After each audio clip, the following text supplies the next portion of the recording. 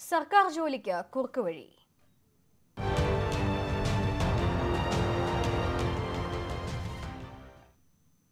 സർക്കാർ ജോലിക്ക് വ്യാജ തൊഴിൽ പരിചയ സർട്ടിഫിക്കറ്റ് നൽകുന്ന വൻ റാക്കറ്റ് സംസ്ഥാനത്ത് സജീവം. വ്യാജ സർട്ടിഫിക്കറ്റ് തരപ്പെടുത്തി സർവീസിൽ പ്രവേശിച്ചവർ നിരവധിയാണെന്ന് ഇടനിലക്കാരനായി പ്രവർത്തിക്കുന്ന മുൻ ലേബർ ഓഫീസർ വെളിപ്പെടുത്തി. ഇതിന് തൊഴിൽ വകുപ്പിലെ ഉദ്യോഗസ്ഥരുടെ ഒത്താശയുണ്ടെന്നതിന്റെ തെളിവുകൾ ന്യൂസ് 18 ലഭിച്ചു.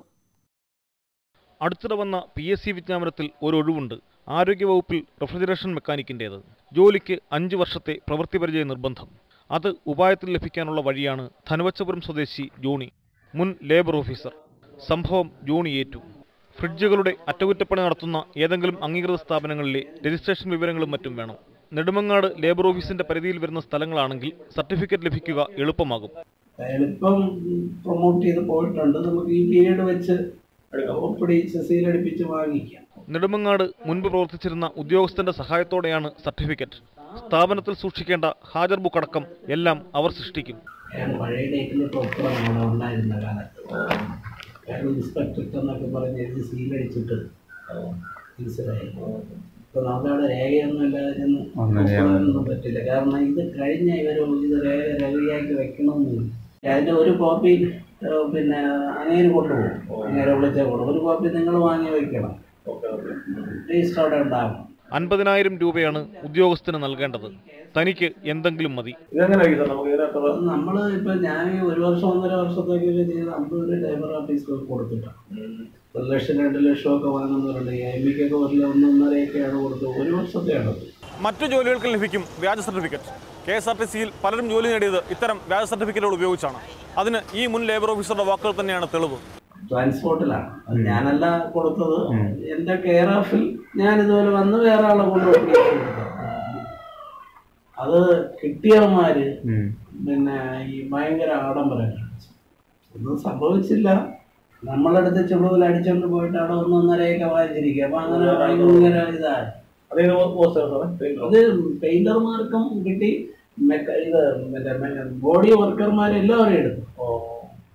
ജോലി കിട്ടിയില്ലെങ്കിൽ പണം മടക്കി നൽകില്ല. സർട്ടിഫിക്കറ്റ് മറ്റാവശ്യങ്ങൾക്കും വിനിയോഗിക്കാം.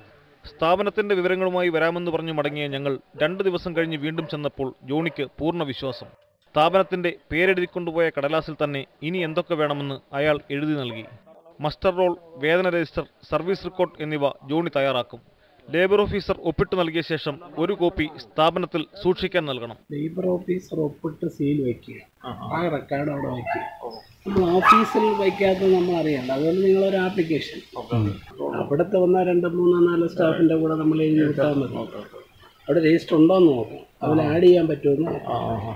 ആരെങ്കിലും പരാതി നൽകിയാൽ പോലും കുടുങ്ങാതിരിക്കാനാണ് ഈ മുൻകരുതലുകൾ. വാലിഡിറ്റിക്കൊന്നും ഒരു തടസ്സം അതിലുണ്ടാവില്ല. അത് വേഡിങ് ഒക്കെ കറക്റ്റ്. ഞാൻ അതിലിരുന്നത് ഒറിജിനൽ അംഗീകരിക്കും കൊടുക്കും. 2 കോപ്പി എടുക്കും. 1 സാറ് കൊണ്ടുപോകും.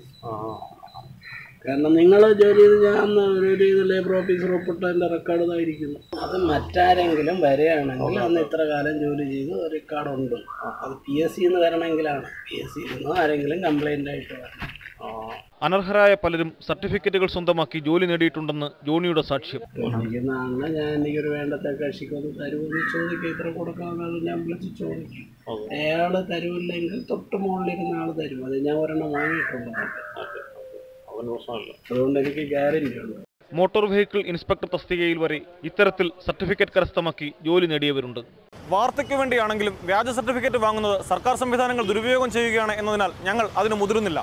തൊഴിൽരഹിതരുടെ സ്വപ്നമാണ് സർക്കാർ ജോലി. മതിയായ യോഗ്യതയില്ലാത്തവർ വ്യാജ സർട്ടിഫിക്കറ്റുകളുമായി കടന്നുകൂടുമ്പോൾ നിരവധി പേരുടെ സാധ്യതകളാണ് ഇല്ലാതാകുന്നത്. തിരുവനന്തപുരത്തു നിന്നും ക്യാമറമാൻ ടിങ്കു രാജശേഖരനൊപ്പം പ്രദീപ്, ന്യൂസ് 18.